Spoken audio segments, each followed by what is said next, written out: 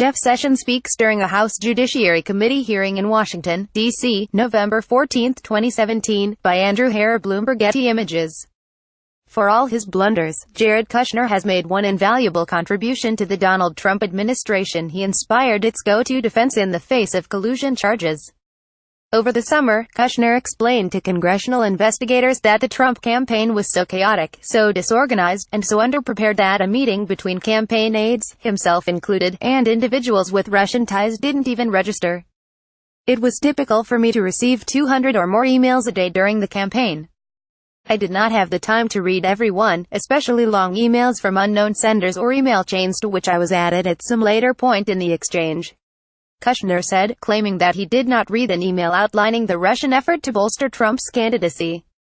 Thus was born the Trump campaign's chaos defense, which other aides have subsequently employed to brush off their own suspicious contacts, or, in the case of Attorney General Jeff Sessions, memory lapses.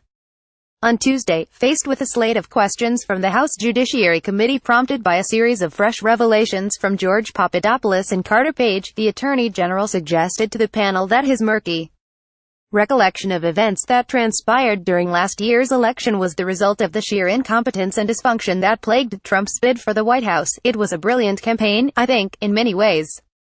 But it was a form of chaos every day from day one, Sessions told the committee in his opening statement on Tuesday.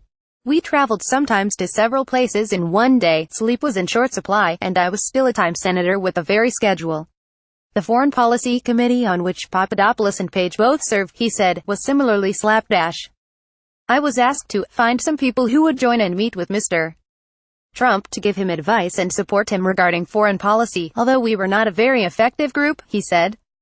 In recent weeks, Sessions has come under fire for previous statements he made to congressional investigators. The former Alabama senator told Minnesota Senator Al Franken during a hearing last month that he was not aware of any such contacts during last year's campaign. I did not, and I'm not aware of anyone else that did, and I don't believe it happened, he said. But his statement was thrown into doubt by Papadopoulos's guilty plea, which revealed that he had offered to arrange a meeting between Trump and Russian President Vladimir Putin during a March 2016 meeting led by Sessions. After Papadopoulos's testimony was unsealed, Sessions claimed to recall the interaction, and he told the House panel on Tuesday that he pushed back on the idea.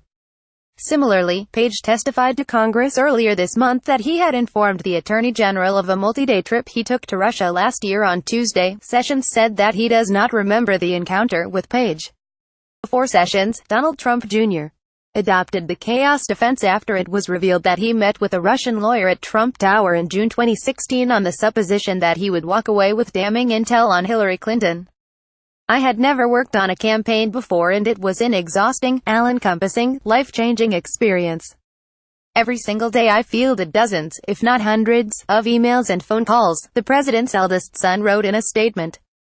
And in a recent interview with the New York Times, former White House chief strategist Steve Bannon also argued that the Trump campaign's ineptitude would have prevented any sort of substantive collusion with the Russian government.